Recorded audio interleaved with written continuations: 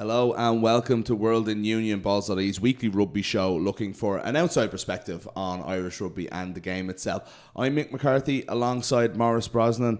Maurice, we're going to talk to James Coughlan today, who we're going to talk to him about coaching in France. He's an academy coach in Pau and lots of different things. But it has got us thinking, is James Coughlan, former Munster number 8 for anyone who doesn't immediately remember him, the best Irish rugby player never to be capped at senior level? Yeah, so I suppose his reign when he was at his best was the kind of 2011-12 year where Munster Player of the Year 2011. Yeah, and he was up against probably one of Ireland's most consistent ever players in Jamie Heaslip. So he had, and a player who was never injured. So his opportunities to play. Yeah, as I was saying to you, when Ireland would play the USA in the 3rd November International, there'd be 14 changes, and the one person who wouldn't change would be Jamie. He'd always still be there. So he wasn't. I mean, Coughlan was around training squads and things like that, but he just never got a cap, and that's a really unusual scenario. I think of players from Connacht like John Muldoon, who was also around training squads, but he ended up getting. I think he got 2 caps for Ireland. There's never. I can't think offhand of anybody who exists in that bracket who is just because of a unique set of circumstances can be the province's best player or not. So you said this morning and it was like, right, and I went, oh, that's a great topic to start the show with, because we'll just be listing off lads and then we started thinking of, and everybody has 1 or 2 caps. Yeah. And even you're tainted by recency bias. Like younger players now who might eventually get caps, Munster players, for example, like JJ Hanrahan had a great weekend, but you're basing that off this weekend. Yeah, like over his body of work. Would be up there, I suppose. Yeah. But I suppose you're trying to look at a body of work as a whole, and for him not to get a cap within that is it's definitely bizarre. Yeah, and the recency bias is the issue, because that's why I want to turn to you, dear listener, and I want you to let us know if you're watching live now on Twitter. Please tweet us. Otherwise, get in touch with us later on if you're listening to the podcast or watching back at the gaffer at Balls.ie. If you want to email us, you can get me at McCarthy Mick at M_Brosnan is your awkward Twitter handle.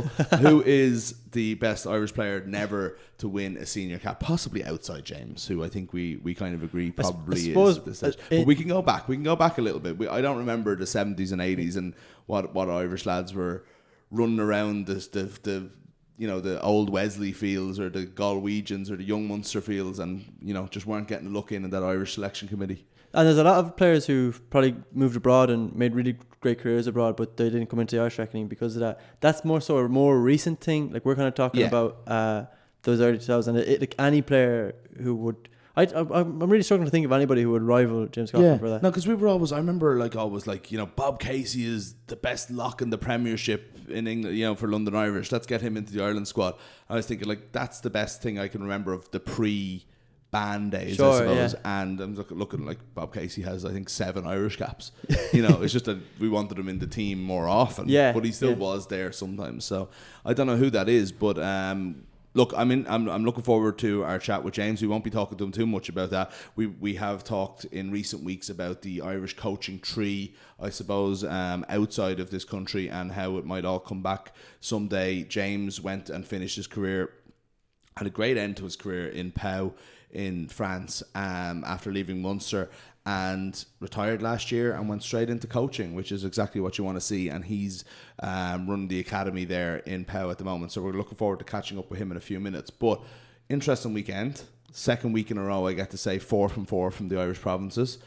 Just really, really solid stuff. Really good win for Ulster on Friday night, scraping one out in Parky Scarlets. Leinster, tough bloody job to win in the Rec, in that kind of game. Bath played very well. They got out of it. They got what they needed to do. They're in good shape in that group now with 2 home games to come. And Munster yesterday, the biggest win of all the 3 Heineken Cup teams anyway, but probably the worst performance of the 3. Yeah. And they won by 30 points. Connacht getting over Perpignan as well, which is a great win. Which is huge win. Yeah, leaves them sitting pretty in the Challenge Cup. A competition which has been totally ignored. I mean, Connacht streamed that game live on their website, but there was no commentary, so you have to get radio commentary for that. There's been no TV broadcasts. Highlights aren't going up. I think the regard shown for that competition has diminished massively in recent years. Elsewhere, it was a really good weekend. Kind of a lot of back to the wall stuff for kind of all 3 different reasons. Ulster finally becoming this really kind of solid defensive unit. You can see I think the Jared Payne as a player, similar to kind of Eric as a coach. You can see players Eric O'Sullivan, who only made his debut last September, has been playing AIL last year, comes into that front row, comes up with 18 tackles, and up against Samson Lee, one of the Europe's best props. Munster Munster was different. Munster wasn't as cohesive in what they did. That Munster were generally poor. Yeah. And up against a pretty poor cast team, it seemed. There was a lot of bite in the game, and that kind of made it a little bit like it was so much needle that you seen how the players maybe lost a lot of concentration at times, but so many unforced errors. I suppose handling, scheme, line out throwing, everything, just poor. I suppose when you get such a massive disruption as two starters pulling up before a game. Now, in saying that, I mean, Sam Arnold came in and did fine. JJ Hanrahan was man of the match. Yeah. So that's not necessarily a reason. It's as you said, it's just like basic inaccuracy. The play is so clearly obvious that you've got Chris Cloughty coming around and Sosi coming off his shoulder and they're not there, or you get like Scannell finding a line out throw over the top and things just failing down there. But they did win, and it puts Cast in a bit of trouble. And as we mentioned last week, they're in 8. Now, I think there was almost enough fighting in the game that makes you think that Cast will come for them. Looking for revenge. They're not going to sit back next week. They'll be looking for revenge. But it does put Munster in a good shape. They are top of that group. They have had 2 home games, though, which, half the teams have had one. So that's just the nature of the competition at this stage. But in good shape. They're Exeter, that draw, not looking as good, I think, the longer it goes on, with Exeter having lost both their other games. But it'll be interesting to see as the year goes on. I just want to mention on Ulster before we move on. I have to say, they're the team that reminds me in the defensive structure. You mentioned Jared Payne's work there. They're the team that reminds me most of the way Ireland defend. Yeah. And there was a couple of times late in the second half, just these brilliant turnovers. There was the one to win them the game in the 84th or 85th minute after the Scarlets had that long drive. And there was a few minutes before that when Rory Best got a turnover that was, at the time, felt like the winning of the game. And both of them were very, very like the way you'll see Peter O'Mahony or Josh Van der Fleer get that turnover for Ireland, which is just bunching that defence. And you almost know, even like me as a casual enough rugby person who would have never been able to see this coming in the past, now almost sees that opportunity for that, tackle. Rory Best is right there. He jumps down the ball. Straight away it's a penalty. Ireland have got so good at that, and Ulster replicating on Friday night, that I think the type of rugby observer like me can suddenly see that play a mile off, whereas I never would have known before. It's like a couple of years ago where we were all shouting for choke tackle opportunities every time the ball came up to it. It's like we've got so good at that turnover opportunity on the ground and there's so many Irish players that are good at it, that it's become this sort of, like the way we were the architects of the choke tackle, we've almost become that for this sort of turnover in Ireland as well. I think that's a trend across rugby right now. I think there's the turnovers that is becoming such a massive currency. You see, because of the trust teams have in their defences, like Ireland kicking the ball away against New Zealand and just happy to defend it. There's such a trust in that kind of turnover. But like you saw Bath do it with Francis Lau. He was phenomenal at the weekend. I think his work on the ground is really incredible. That's Pocock is the classic example, but Ireland have plenty of that as well. Like you go back to Peter O'Mahony at the weekend. It's really kind of that as a platform, like it's a currency. So you go, and that was where Munster did play well, if you want to look at it that way, especially in the second half. Just a lot of big turnovers in the tight, like for sure. Not just in that particular way that I'm mentioning either, but in a lot of, like O'Mahony at one stage just grabbing the ball out of a guy's hand instead of tackling and just running out, and you're like, how did he get the ball there? So he did that a couple of times. He was I think penalised for it once in a maul and did it in the open the second time and got away with it. But I agree with you. I think there is a lot more of it in the game, and it's actually, I find it very exciting. So whereas normally it's attacking changes and innovations that we look to as the improvement of the game. But I find that a legal turnover where the whole crowd can see it coming and explodes from it, I find one of the most exciting things in sport. It's brilliant. Absolutely. I suppose like Laurie Fisher brought that to Munster. Niall Ronan, we've spoken to in the past about this, about the demand for the ball, like getting over the ball, like that as a technique, because like whatever about just like sheer strength, a lot of that is just down to technical stuff. It's down to, you see like players like Rory Best, for example, is a guy who's so powerful on the ground that you kind of don't appreciate it until you see a turnover in the close of a game that they go looking for. But like it's as I said, it's kind of a currency. So the three provinces are in pretty good shape. We'll see what happens next week. That's the big week. We'll kind of know what the future lies, whether Ulster can hang in there and stay. If they can beat Scarlets again, they're in really good position. Munster get a result in Cast, they're in very good position. And you do fancy Leinster, even though they lost that original Toulouse game, to only have to worry about Toulouse as to whether they get the home quarter final or not. You kind of expect them to get through as one of the other qualifiers at the very least. But it'll be interesting to see as it goes on. Some of the other groups are very interesting as well, and we shouldn't forget that. Me and you were looking at the Edinburgh, Newcastle, Toulon group, and Toulon sitting at the bottom of that group with Edinburgh at the top, Newcastle in second, and you're looking at the league tables and the much maligned Pro 14, Edinburgh not really a factor, the Premiership, Newcastle sitting at the bottom of that. And it just does show you that, like, you know, one focus can be different depending on, and French teams notorious for that obviously, but also just, you know, you can kind of fall into a competition, and Edinburgh especially, I think, just going well in Europe in a way that they're just not in the league. For sure, yeah.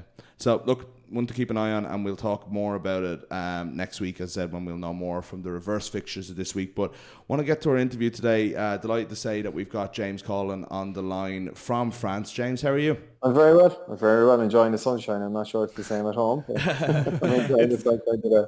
Yeah, not too bad for December, I'd say. But I believe you just finished a training session there with the academy in Pau. How's that all going for you? It's gone really well. Last year we got to the final of the academy competition, which is the equivalent of the B&I Cup, or I'm not sure what it's called now, at home, where we play against. It's basically a mini top 14.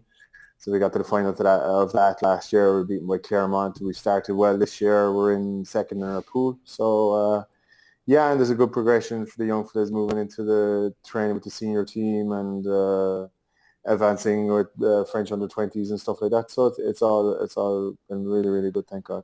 Yeah, so you moved over to Pau after a great career with Munster. Towards the end of your career, a couple of years in France, I remember talking at the time, we were talking like it was a really, really good move, a really great way to kind of expand your horizons. But you retired last year and moved straight into coaching there. Like, was that always... I plan is probably too strong a word, but was that always a kind of an ambition of yours to sort of stay in the game? Yeah, I would have been doing, if I'd continued my studies, I'd have been probably doing sports science in stayed in coaching in general, not necessarily towards rugby, more into the strength and conditioning side of things.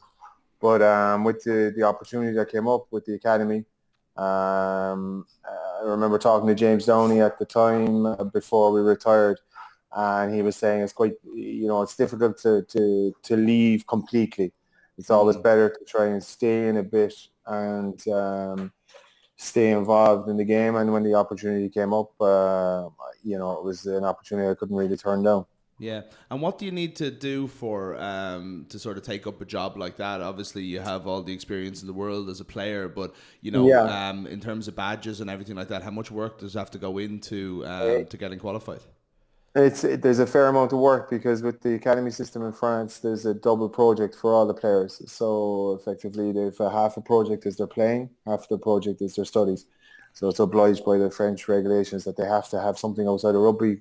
God forbid they get injury and something happens, and that's the end of their career. At least they're qualified to do something. So to do that, you have to go and do 2 diplomas in the Marcosi, the Centre of Excellence in France, and I'm doing my superior this year, which is the equivalent of a degree level. You have 5 projects to do. There's a bit of financial management involved, dealing with budgets, dealing with agents. You speak with the players' union. So there's a lot in it. There's a lot of work in it, but all very good stuff. So it's been really interesting. That sounds like more work than a playing rugby career, I have to say. 100%. Not physically, but mentally, it's 100% more difficult. So, yeah. James, is there much you can take from the coaches you played with as a player, the likes of Kidney or even Laurie Fisher, that is now applicable for you as a coach?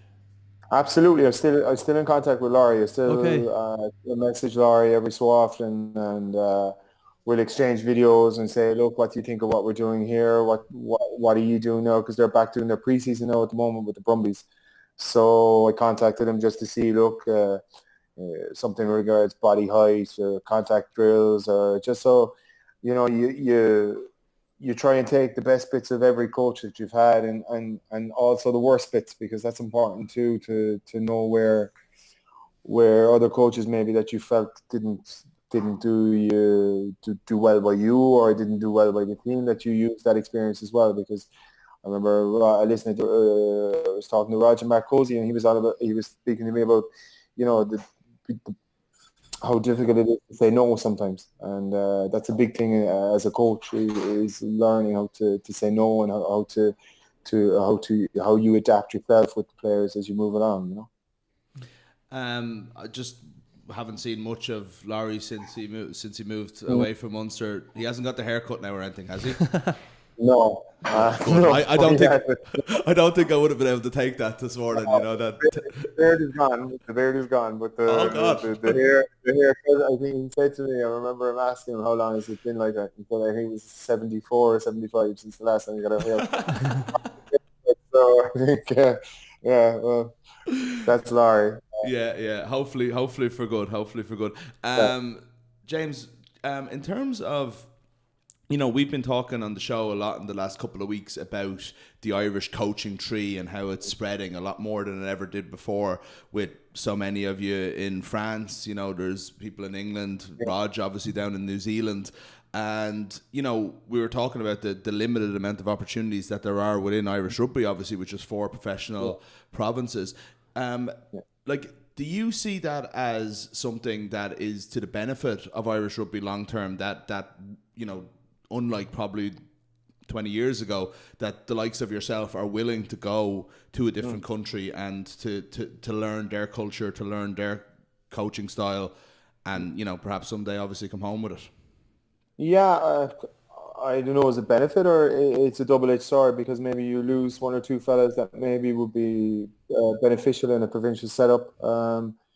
But definitely, I think from a broader coaching sense, with the higher up the levels you go, the higher you get to the Munster, Leinsters, Heineken Cup finals, challenging for league titles. You need guys who have experience. And you look at the provinces at the moment, they're Leo, outside of Leo. I know Jerry and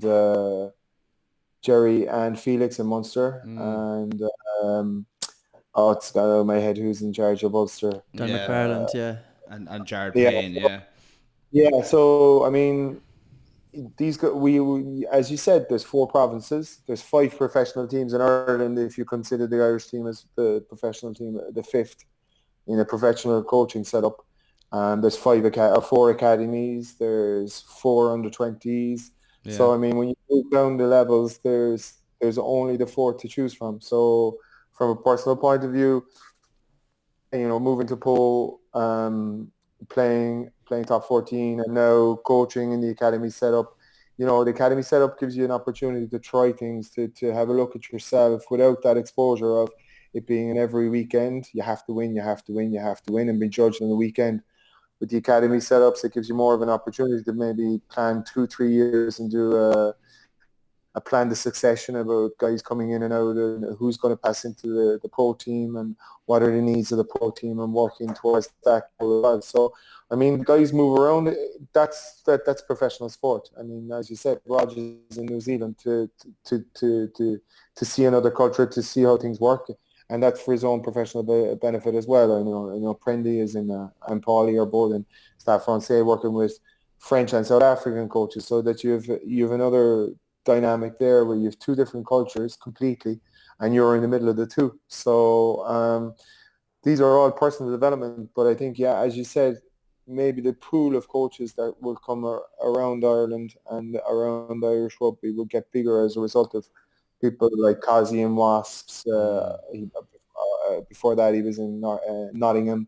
Decky is back in London Irish. So the coaches, that's part of a coach's job too. You really don't know from your performances. You can do all the work in the world, but if the results don't go your way, that doesn't really, that's what you're judged at the end of the day.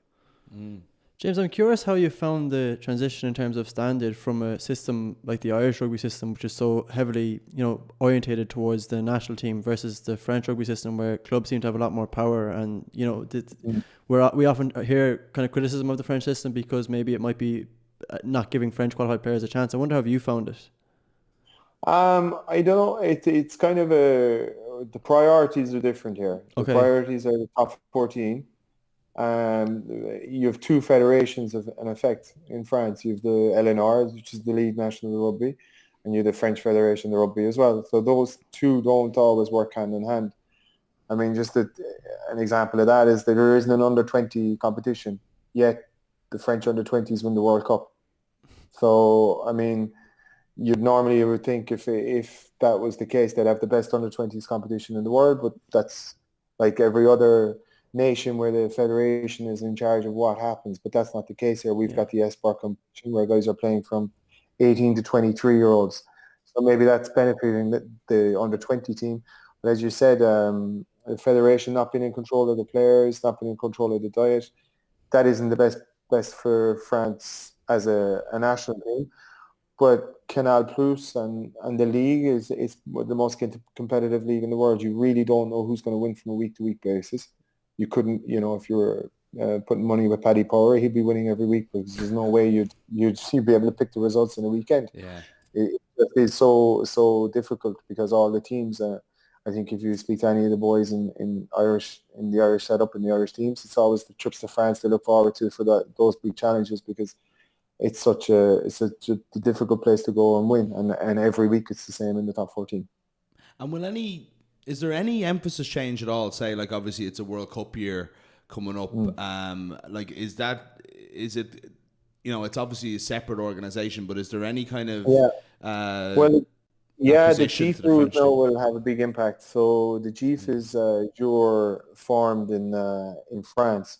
So basically, a player has to pass through 3 or 5 years in a French federation system. So if they're a foreigner, they're coming in and they spend 5 years in the academy system and they come out the other side and they're GIF, which is what they say now with the new rules in the league.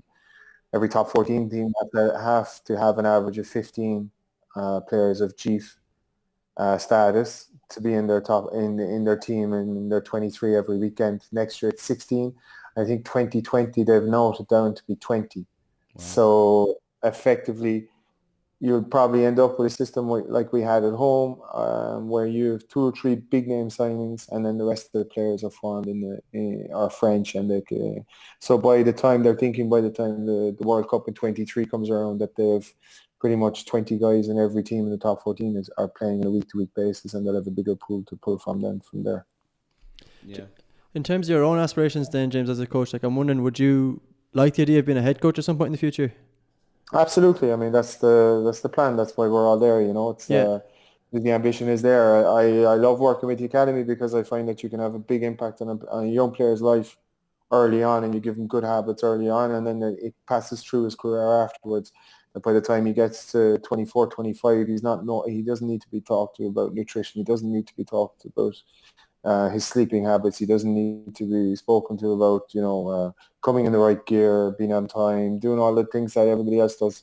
You take for granted, but like when it's an 18-year-old who's maybe living away from home for the first time and hasn't been a professional setup, there is that kind of feeding process. So that's great. But the goal is always to move up the coaching ladder, to move into a professional team and move up into eventually, hopefully, all things being well, and hopefully the results go my way, I'll get a chance to have a crack at coaching a professional setup as well. Yeah, for sure. That would be amazing. Actually, just as you say that there, I'm interested to know, as a player, as someone who, you mentioned the nutrition and everything there, as like a player who kind of did everything right, and about that. Well, okay, but like you like. There's an intelligence to being an athlete, a professional athlete as well, that has to go into it, as well as a kind of a natural ability. But you can only concentrate on yourself really as a player, maybe a bit as a leader of the team as well. But do you get more out of, in a way, the coaching and being able to kind of impart that on, especially as you said, with younger academy players? Yeah, you tear your hair out at times. Sure, I'd imagine. Yeah, honestly, it's you Christ, if I had everything you had when I was 18, I'd be, I'd have 100 caps for Ireland kind of thing, and it does drive me mental at times, but then that's part of my own progression as well. I can't accept everyone's standards to be the exact same as my own, so I need to be able to react to how other guys. I think a lot of talk in football about maybe someone like Roy Keane, who's an incredible footballer, but when he passed the other side, he found it frustrating that guys weren't doing the same or the same stuff that he was doing or respecting the same. And that's part of the progression of the coach as well. So yes, it's great, but it can be frustrating at times. It really can. I'd imagine so. Listen, James, it's been really fascinating, and I'm really, really interested in seeing how you're getting on. We'll be keeping an eye on Poe's results in that. What the equivalent of the B&I Cup? What did you say the name of it was? It's the Sports. So it's the hopefuls, literally the hopefuls. That's what they're called. So. Perfect. We'll be. Morning, guys. Thanks so much for joining us. No problem. Take care. God bless. James Coughlan there. I think there's a growing trend going across France that I think will is something that the French people in general will be worried about, of a French language in a thick Cork accent. They'll have to stop them going over there now. It'll ruin that beautiful language. They'll have to get used to it now with Paul O'Connell and Stade Francais, and you've got Prendergast there as well. I'm sure is over. It's still popping over to Paris every time he's in the Northern Hemisphere now. I was in Paris a couple of years ago, and my French isn't the most wonderful in the world, but we were in the Champs-Elysees. It was just after Christmas, and the Christmas markets were out, and me and my then fiance, we decided that, I'll go and get us 2 hot chocolates, because you want to just experience this, the full Champs-Elysees at Christmas experience. And I went up and thought in my best French I'd asked for 2 hot chocolates, and I was really delighted with myself. And I came back to my laughing now wife. I was like, "What's so funny?" And she couldn't speak. And I just went, "What was wrong with that?" I said, I handled it with a plum. I was quite debonair, if anything. And she just went, "Do chocolat chaud, s'il vous plaît." I think my accent got more Dublin in trying to speak French than it actually was even in real life. So look, not quite as I'm not one to throw stones. I think is probably what I will say about the Cork lads in France at the moment, but.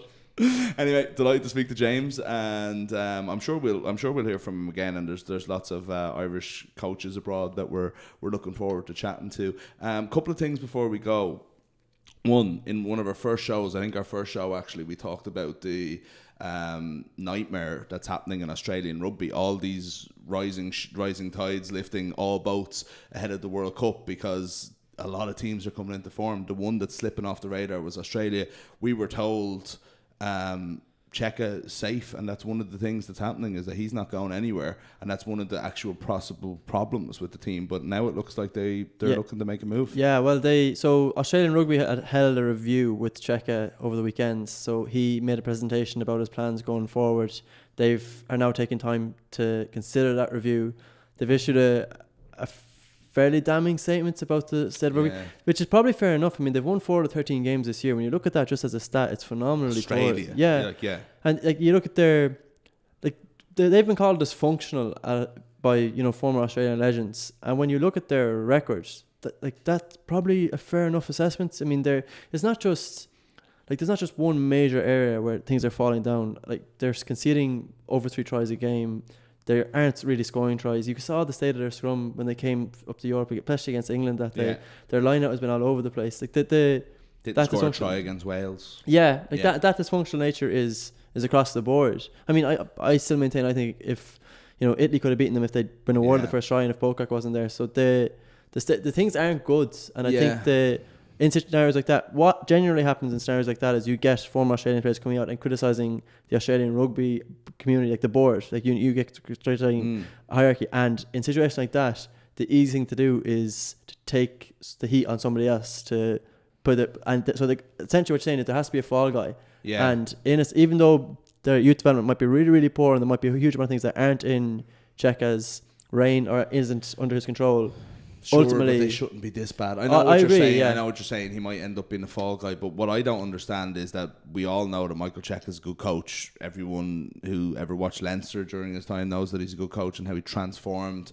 the province, starting it off to what it is today. Obviously, Joe Schmidt takes a huge amount of credit in how he took over. But, you know, his other jobs and what he did with Australia, even at the last World Cup, where they just looked like the next big thing. And if anyone was going to stop New Zealand, it was going to be them. There was probably nobody that could really stop New Zealand in 2015.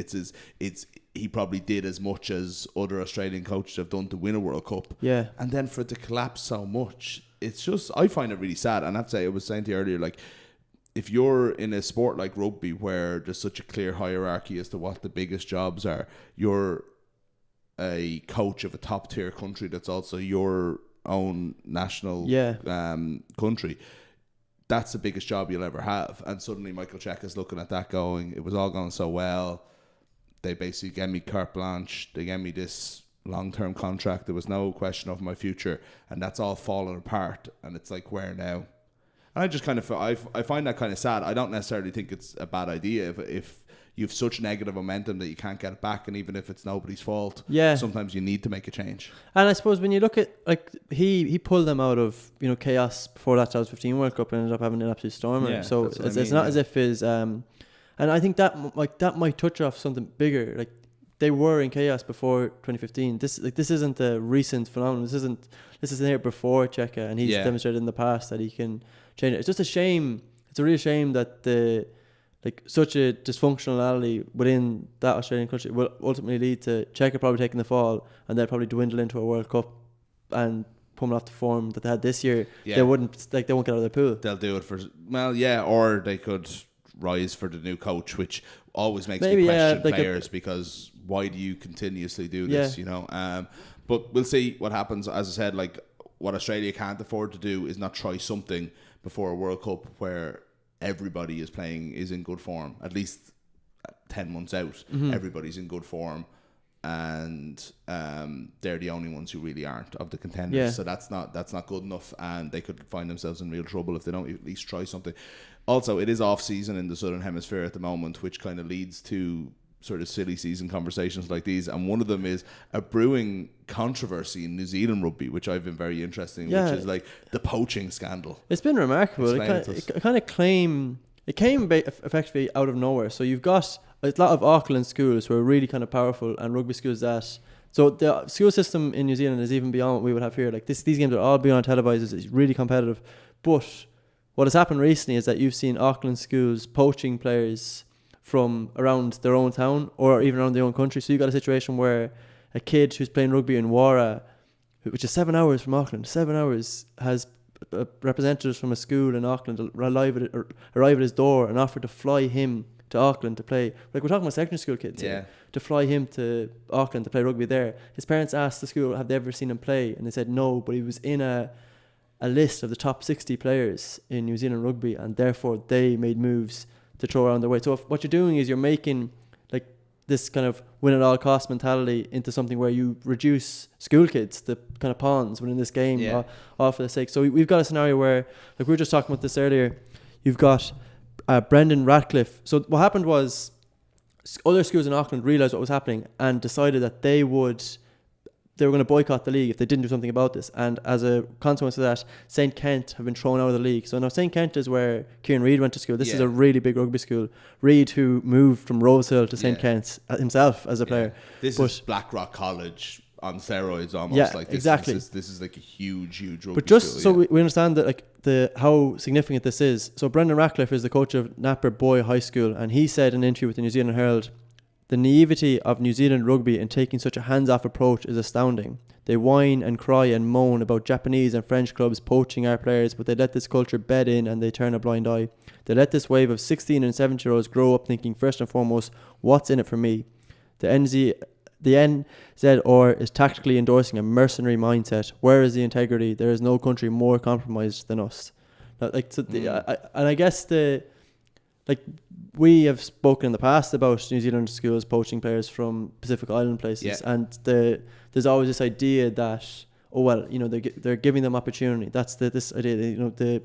endorsement opportunities or the opportunity to make a living for their families. But that's never the intention. The intention is always just boils down to rugby. Like that might be a happy consequence. And rugby probably boils down to money is the implication that I saw in some of the more critical articles about this in the New Zealand press. Yeah, is that like this is a money only issue. And again, I think it comes down to how do we treat, and look, it's a continuous problem in American sports, I think, as well, where we see it more so probably college level than high school. But like, how are we treating basically what amounts to children to get what is an amateur sporting competition involving them that has so much money involved in it that these kind of any morals go out the window, and it's just about winning and about getting the best players. And it's a really strange thing.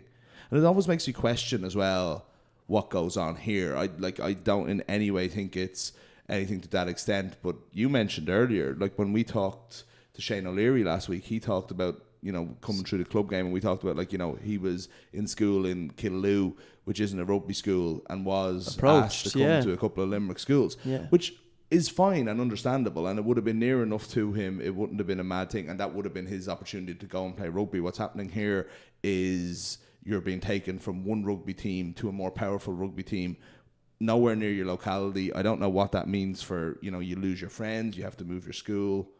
I guess they volunteer for it as well, though. It is a strange thing. Like, and I don't know if it is okay. I don't know if we should reduce the schools game to, you should let this mentality foster that it's okay to up stakes and move to school solely because they're going to offer you like a full scholarship or offer you this kind of rugby, and there's nothing else beyond that. Like, it's just, I think you reduce people of an age, like you reduce the school system to something that it really shouldn't be. Like, that's the only thing that matters. That student is defined by playing rugby. Yeah, and nothing else, and precisely, not his entire growth, and how many are going to end up being professional rugby players and actually make something. And your sole focus is that help us become a better rugby team and make. And so you're ultimately boiling it down to really kind of, I think.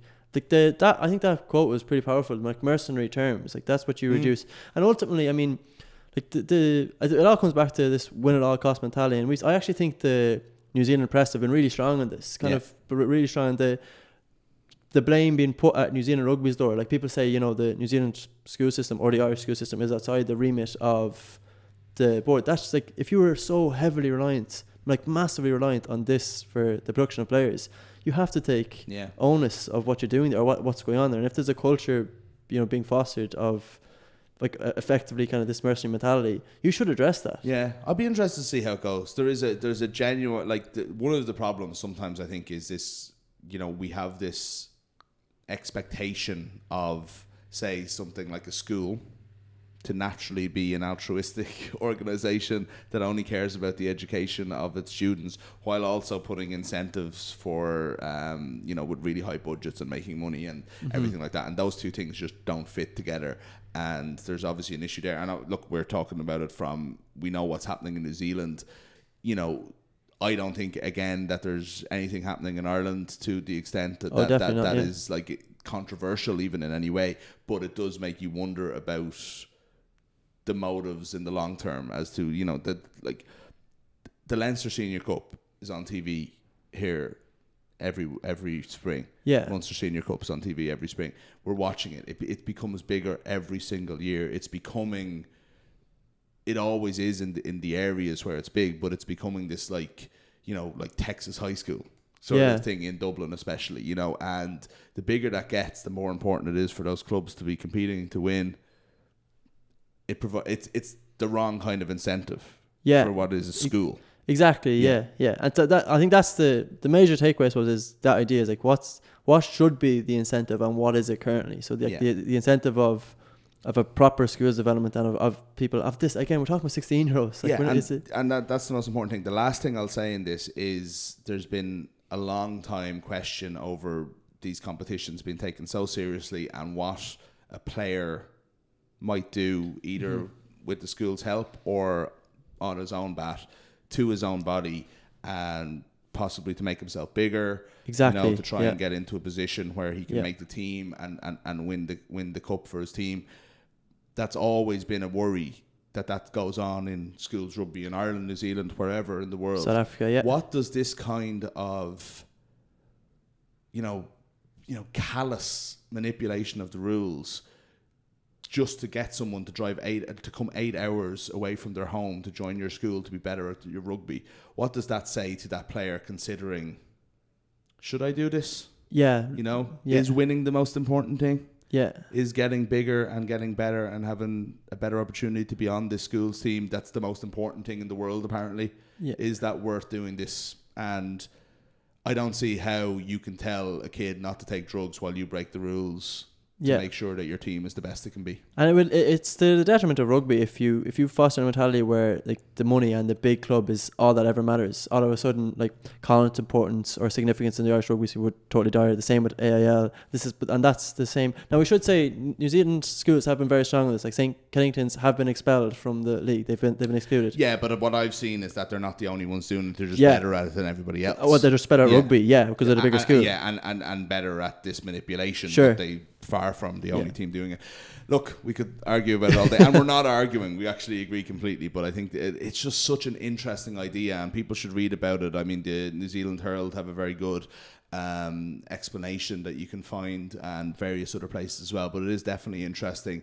We're out of time this week, though, unfortunately, so we can't bore you anymore with our arguments about schools rugby in New Zealand, but we will be back with you next week for more interesting topics.